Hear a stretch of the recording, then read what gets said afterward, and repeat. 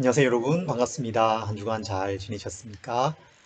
오늘은 그리스도인의 말에 대해서 함께 살펴보려고 합니다. 예전에 어느 방송에서 말이 갖는 힘에 대해서 어떤 실험을 하는 것을 관심 있게 본 기억이 납니다. 갓 지어서 김이 모락모락 나는 쌀밥을 두 개의 용기에 담았습니다. 그리고 하나의 용기에는 고마워, 사랑해 이런 좋은 말을 들려주었어요. 예쁘다 이렇게 해주었어요. 그런데 다른 한 용기에 대해서는 싫어, 미워 이렇게 좋지 않은 말을 들려주었습니다. 시간이 많이 지났습니다. 그 후에 그 용기를 열어보았더니 좋은 말을 들려준 그 용기에는 하얀 곰팡이가 펴서 여전히 구수한 냄새가 났습니다. 그런데 부정적인 말을 들려준 그 용기에 있는 밥은 시커먼 곰팡이가 피고 다 썩어 있었다는 것입니다. 말이 힘이 있는 거죠. 영향력이 있습니다. 오늘 우리는 우리의 말에 대해서 말씀을 통해서 살펴보려고 합니다. 야고보 사도는 특히 이 타락한 세상 속에서 말이 갖는 파괴적인 영향에 대해서 매우 강조하면서 우리에게 말을 조심할 것, 주의할 것을 말씀하고 있어요. 먼저 야고보서 3장 1절부터 12절 말씀을 읽겠습니다. 내 형제들아, 너희는 선생된 우리가 더 큰 심판받을 줄 알고 선생이 많이 되지 말라. 우리가 다 실수가 많으니 만일 말에 실수가 없는 자라면 곧 온전한 사람이라. 능히 온몸도 굴레 씌우리라. 우리가 말들의 입에 재갈 물리는 것은 우리에게 순종하게 하려고 그 온몸을 제어하는 것이라. 또 배를 보라. 그렇게 크고 광풍에 밀려가는 것들을 지극히 작은 키로서 사공의 뜻대로 운행하나니 이와 같이 혀도 작은 지체로 돼 큰 것을 자랑하도다. 보라, 얼마나 작은 불이 얼마나 많은 나무를 태우는가. 혀는 곧 불이요 불의의 세계라. 혀는 우리 지체 중에서 온몸을 더럽히고 삶의 수레바퀴를 불사르나니 그 사르는 것이 지옥 불에서 나느니라. 여러 종류의 짐승과 새와 벌레와 바다의 생물은 다 사람이 길들일 수 있고 길들여 왔거니와 혀는 능히 길들일 사람이 없나니 쉬지 아니하는 악이요 죽이는 독이 가득한 것이라. 이것으로 우리가 주 아버지를 찬송하고 또 이것으로 하나님의 형상대로 지음을 받은 사람을 저주하나니 한 입에서 찬송과 저주가 나오는도다. 내 형제들아, 이것이 마땅하지 아니하니라. 샘이 한 구멍으로 어찌 단물과 쓴물을 내겠느냐. 내 형제들아, 어찌 무화과나무가 감람 열매를 포도나무가 무화과를 맺겠느냐. 이와 같이 짠물이 단물을 내지 못하느니라. 아멘. 말에 대해서 야고보 사도가 말씀하고 있습니다. 야고보 사도는 이 편지 곳곳에서 말, 언어 생활에 대해서 말을 합니다. 지난 주일 말씀에도 사람마다 듣기는 속히 하고 말하기는 더디하며 성내기도 더디하라 그렇게 말씀했죠. 야고보 사도가 이 말을 강조하는 것은 그저 윤리적인 교훈을 우리에게 들려주는 것이 아닙니다. 그저 바르고 고운 말 써야 됩니다. 쓰면 복 받습니다. 칭찬은 고래도 춤추게 합니다. 감사하는 말을 합시다. 이런 차원의 캠페인을 하는 것이 아닙니다. 더 깊은 차원이 있습니다. 그것은 바로 우리의 믿음이죠. 믿음의 실천, 믿음의 행위로서의 말에 대해서, 그리스도인의 말에 대해서 사도가 말씀하고 있는 것입니다. 지난주에 우리가 1장 후반부에 보았던 말씀에 보면 너희는 말씀을 행하는 자가 되고 듣기만 하여 자신을 속이는 자가 되지 말라 그렇게 말씀하고 있습니다. 또 누구든지 스스로 경건하다 생각하며 자기 혀를 재갈 물리지 아니하고 자기 마음을 속이면 이 사람의 경건은 헛것이라 그렇게 말씀하고 있습니다. 말씀을 행하지 않는 사람은 자신을 속이는 사람입니다. 그와 마찬가지로 자기 혀를 재갈 물리지 않는 사람도 자기를 속이는 것입니다. 똑같은 거예요. 말씀을 행하는 것과 자신의 언어 생활을 같은 위치에 두고 설명하고 있는 것이죠. 말은 우리의 믿음을 드러내는 첫 행위입니다. 우리의 믿음은 실천으로, 행함으로 반드시 드러나야 합니다. 그것이 야고보 사도의 강조점이에요. 그런데 그 믿음이 가장 먼저 우리의 말을 통해서 드러난다는 것입니다. 그리고 이 첫 행위로서의 말, 믿음의 첫 행위로서의 이 말은 우리의 다른 행위를 결정합니다. 다른 행위의 방향을 결정해요. 다른 사람들과의 관계에 영향을 미칩니다. 그리고 내가 하는 일에 영향을 줍니다. 그리고 내 인생에 깊은 영향을 주는 것입니다. 그래서 이 말이 아주 중요합니다. 우리의 언어의 이 습관을 바꾸는 것, 개선하는 것, 정말 중요한 것입니다. 부드럽고 긍정적인 말을 하고, 다른 사람을 배려하고, 격려하는 말을 하는 것. 불평하지 않고, 비판하지 않고, 비난하지 않고, 그렇게 말하는 것이 너무나도 중요한 것입니다. 여러분, 우리가 어떻게 우리의 이 말을 바꾸어 갈 수 있을까요? 말은 우리의 마음에서 나옵니다. 예수님께서도 마음에 가득한 것을 입으로 말함이니라 그렇게 말씀하셨죠. 그래서 말은 내 마음이고 더 나아가서 내 자신입니다. 내 믿음이기도 합니다. 그래서 우리의 이 믿음이 우리의 말에 영향을 주고, 말은 우리의 믿음의 표현이기 때문에 우리의 말을 바꾸려면 우리의 믿음을 새롭게 해야 합니다. 우리의 믿음을 점검해야 합니다. 내가 믿는 바가 무엇인가? 그리고 그 믿음이, 내가 그 믿음을 갖고 있다면 그것이 나의 삶에 어떻게 영향을 미쳐야 하는가? 그런 것들을 우리가 다시 살펴보아야 한다는 것입니다. 여러분, 우리가 무엇을 믿습니까? 하나님의 존재와 능력을 믿습니다. 하나님이 계십니다. 성경 첫 페이지를 펼쳐보십시오. 뭐라고 기록되어 있습니까? 태초에 하나님이 천지를 창조하시니라. 하나님이 계십니다. 하나님이 존재하세요. 그 존재를 다른 어떤 것에도 의존하지 않으시는 절대적인 존재가 계십니다. 그리고 그분은 무한하세요. 그리고 그분이 전능하십니다. 말씀으로 천지 만물을 창조해내십니다. 유지하시죠. 사람도 만드십니다. 그리고 우리에게 생명과 호흡을 주십니다. 우리의 삶을 주관해 가시는 분이 하나님이십니다.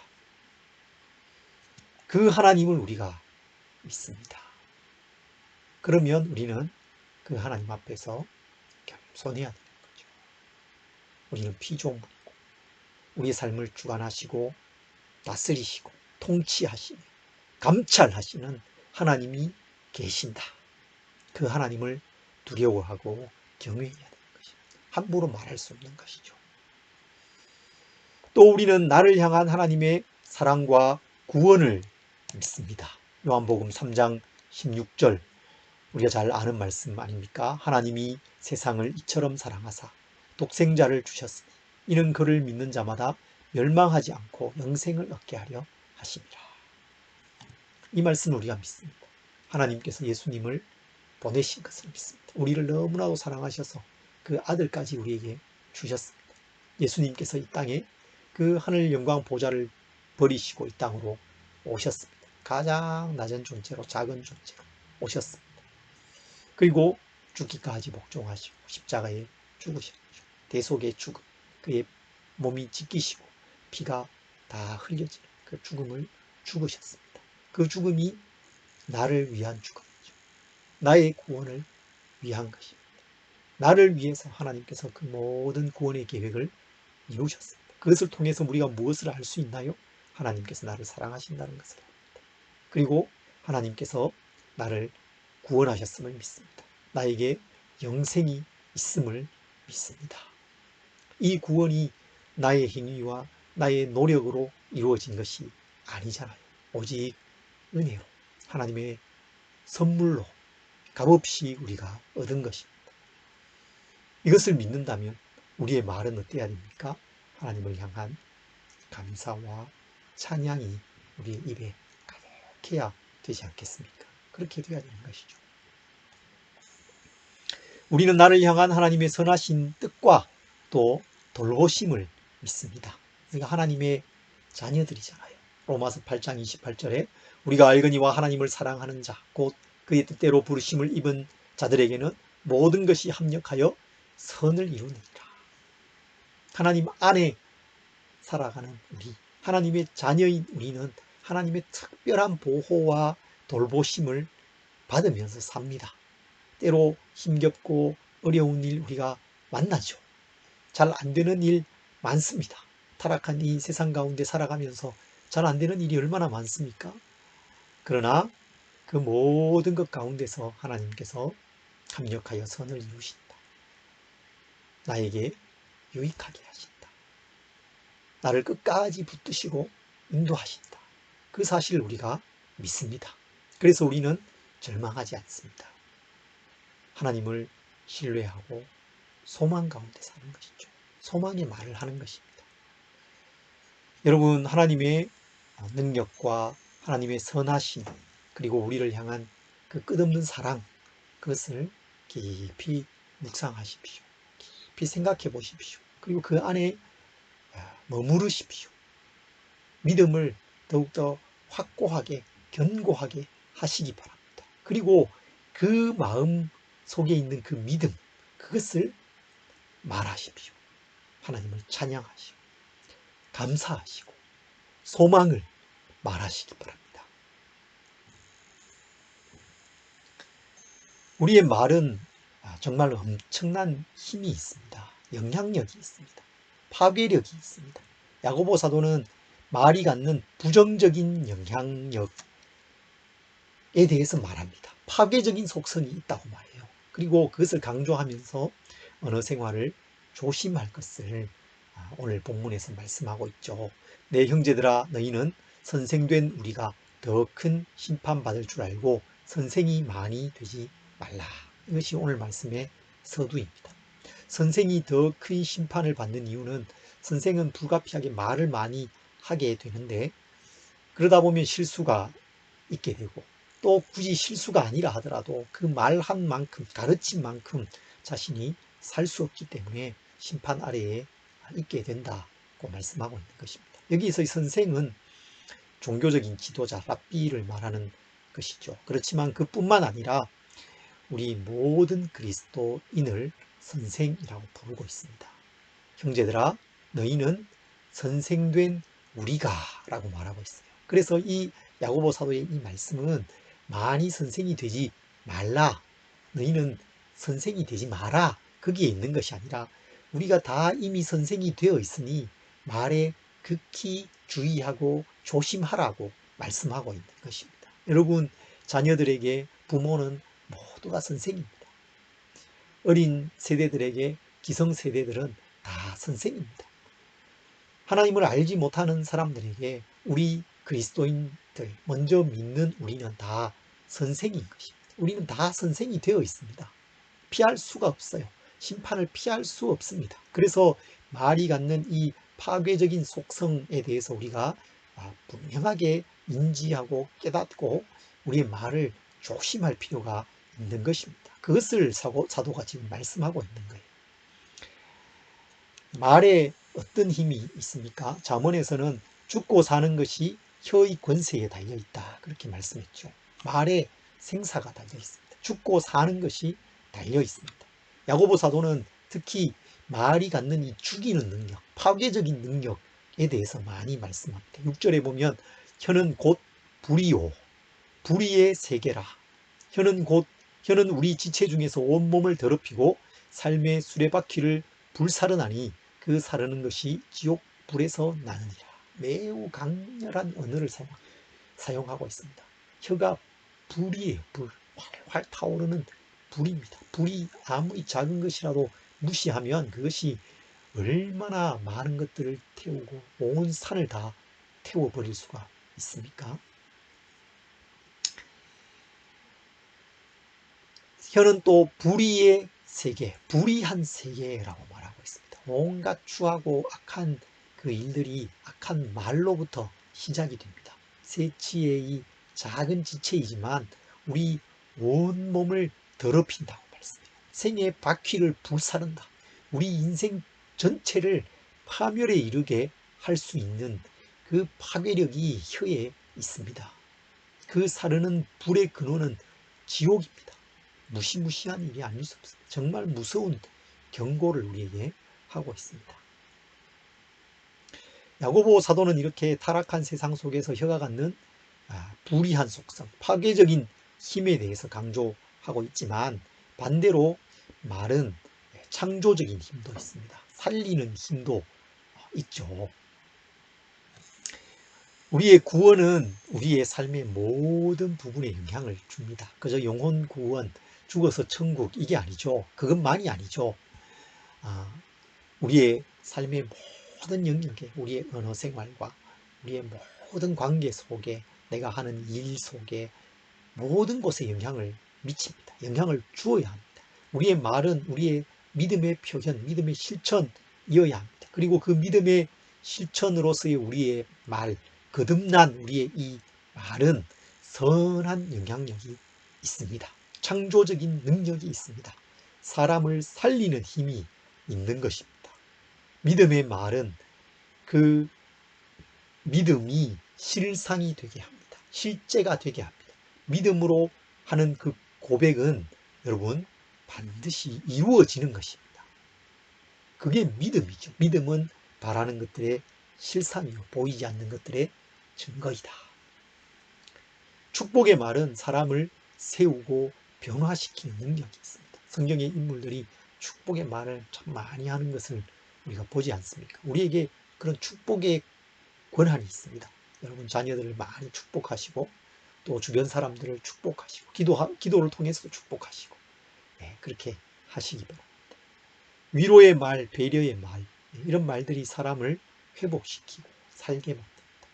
참 너무 마음이 무겁고 힘들고 죽을 것 같은 그런 상황에, 그래서 주변 사람이 하는 그 위로의 한마디가 그 마음을 살게 하는 그런 경험을 할 때가 있습니다. 그 말이 뭐 대단한 말이 아니거든요. 그런데 그 한마디 말이, 내 마음을 알아주는 그 말이 나를 살게 하죠. 말에 힘이, 창조적인 힘이 말에 있습니다. 잠언에서는 칼로 찌름같이 함부로 말하는 자가 있거니와 지혜로운 자의 혀는 양약과 같으니라, 그렇게 말씀합니다. 함부로 하는 말은 칼로 찌르는 것 같이, 칼로 깊이 찌르는 것 같이 우리의 마음 깊은 곳에 들어오고 지울 수 없는 상처를 남깁니다. 그러나 지혜로운 말은 사람을 치료하고 회복시키는 힘이 있습니다. 말이 이렇게 파괴적인 힘도 가지고 있고 창조적인 힘도 가지고 있는 것입니다. 내 말이 이렇게 엄청난 능력이 있다라는 사실을 우리는 기억해야 됩니다. 인지해야 됩니다. 말이 나를 죽게도 할 수 있고 살게도 할 수 있습니다. 말이 내 주변 사람을 죽게도 할 수 있고 살게도 할 수 있는 것입니다. 이 엄청난 도구를 하나님께서 우리에게 주셨어요.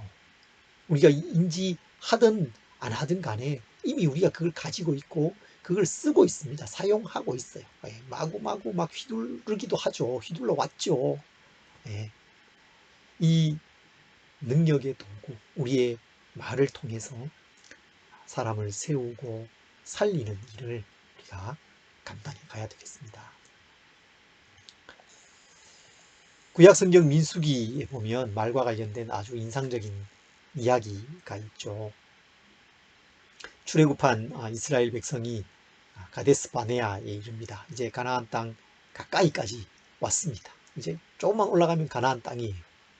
그곳에서 모세가 12명의 정탐꾼을 보내지 않습니까? 40일 동안 가나안 땅 곳곳을 두루 정탐한 이들이 모세에게 돌아와서 보고를 합니다. 민수기 13장과 14장에 기록된 이야기죠. 그 보고에서 여호수아와 갈렙 두 사람은 이렇게 보고합니다. 우리가 곧 올라가서 그 땅을 취하자. 능히 이기리라. 우리가 두루다니며 정탐한 땅은 심히 아름다운 땅이라. 여호와께서 우리를 기뻐하시면 우리를 그 땅으로 인도하여 들이시고 그 땅을 우리에게 주시리라. 이는 과연 젖과 꿀이 흐르는 땅이니라. 다만 여호와를 거역하지는 말라. 또 그 땅 백성을 두려워하지 말라.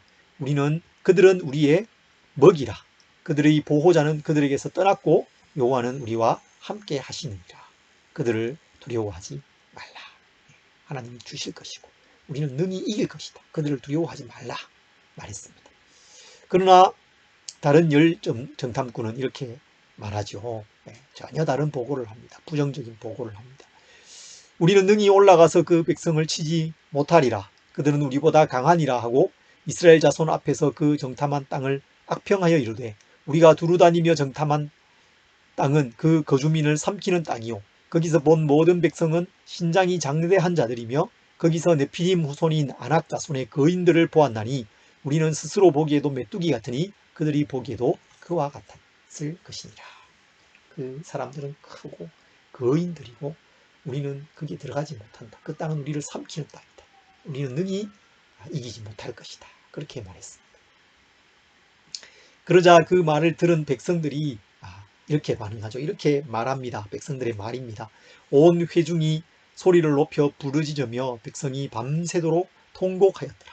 이스라엘 자손이 다 모세와 아론을 원망하며 온 회중이 그들에게 이르되 우리가 애굽 땅에서 죽었거나 이 광야에서 죽었으면 좋았을 것을 어찌하여 여호와가 우리를 그 땅으로 인도하여 칼에 쓰러지게 하려 하는가. 우리 처자가 사로잡히리니 애굽 땅으로 돌아가는 것이 낫지 아니하랴. 이렇게 그들이 말을 하는 거예요. 부정적인 말을 회중들이 하고 열정탐꾼이 하고 또 그 믿음의 말을 여호수아와 갈렙이 합니다. 그 모든 말을 다 하나님이 들으시죠. 그리고 하나님께서 이렇게 백성들에게 말씀하십니다. 민수기 14장 26절 이하에 기록된 말씀입니다. 여호와께서 모세와 아론에게 말씀하여 이르시되 나를 원망하는 이 악한 회중에게 내가 어느 때까지 참으랴. 이스라엘 자손이 나를 향하여 원망하는 바 그 원망하는 말을 내가 들었노라. 그들에게 이르기를 여호와의 말씀에 내 삶을 두고 맹세하노라. 너희 말이 내 귀에 들린 대로 내가 너희에게 행하리니 너희 시체가 이 광야에 엎드러질 것이라. 너희 중에서 20세 이상으로서 계수된 자 전부가 여분네 아들 갈렙과 눈의 아들 여호수아 외에는 내가 맹세하여 너희에게 살게 하리라 한 땅에 결단코 들어가지 못하리라. 하나님께서 그들의 원망하는 말을 다 들었다라고 말씀하시고 너희가 말한 대로 너희에게 행하겠다. 그렇게 말씀하십니다. 여러분, 그들의 이 보고가 달랐던 이유는 그들의 믿음에 있었죠. 하나님을 향한 믿음과 신뢰, 하나님의 약속에 대한 신뢰가 있느냐 없느냐에 있었습니다. 여호수아와 갈렙은 하나님에 대한 신뢰가 있었습니다. 믿음이 있었습니다. 그 믿음이 그들의 말을 통해서 나온 것입니다. 열정탐꾼과 백성들은 믿음이 없었죠. 하나님을 향한 신뢰, 하나님의 약속에 대한 신뢰가 없었습니다. 그래서 불평과 원망이 그들에게서 나온 것입니다. 그리고 그 말은 힘이 있었어요. 그들의 말을 하나님이 들으셨고 그대로 행하셨기 때문이죠. 부정적인 보고는 파괴적인 힘이 있어서 그들 모두가 광야에서 다 죽었습니다. 믿음의 보고는 창조적인 힘이 있어서 여호수아와 갈렙 두 사람은 가나안 땅에 들어갔습니다. 그리고 한 걸음 더 나아가서 이 말이 그냥 힘이 있어서 그대로 이루어졌을 뿐만 아니라 그들의 말을 형성해 갑니다. 그들의 삶을 이끌어가는 게 됩니다. 그들의 삶의 방향을 이 말이 정하고 그 말에 따라서 사는 거예요. 말이 인생의 방향을 정하고 있습니다. 광야 40년 그 역사 그리고 그들의 운명이 그들의 이 말에서 정해졌어요. 그래서 말이 곧 삶입니다. 말이 곧 인생입니다. 말이 우리 인생의 방향을 결정하는 것입니다. 오늘 본문의 야고보 사도는 말이 갖는 이런 속성을 여러 비유를 통해서 설명해 줍니다. 말의 제갈이죠. 말은 아주 크고 힘이 센 동물입니다. 아주 용기 있는 짐승이죠. 전쟁에 나가서 뒤로 물러서지 않는 용기가 있는 그런 동물입니다. 그런데 그 크고 힘센 동물을 입에 제갈을 물려서 그걸 통해서 말을 제어하죠. 그런 것처럼 우리의 말, 우리의 혀는 우리 인생을 통제하는 것이라는 겁니다. 배의 키입니다. 키는 아주 작은 것이지만 그것으로 그 큰 배를 의 방향을 조종합니다. 방향을 정합니다. 그리고 불의 비유를 합니다. 작은 불, 그러나 그것이 큰 산을 태워버릴 수 있습니다. 혀가 매우 작습니다. 아주 작은 지체입니다. 우리 몸의 가장 작은 지체입니다. 그렇지만 우리 몸 전체, 우리 삶 전체를 통제하고 이끌어가는 힘이 이 혀에 있습니다. 인생이라는 큰 배의 그 방향을 좌우하는 키, 인생의 핸들이 바로 우리의 혀라는 것입니다.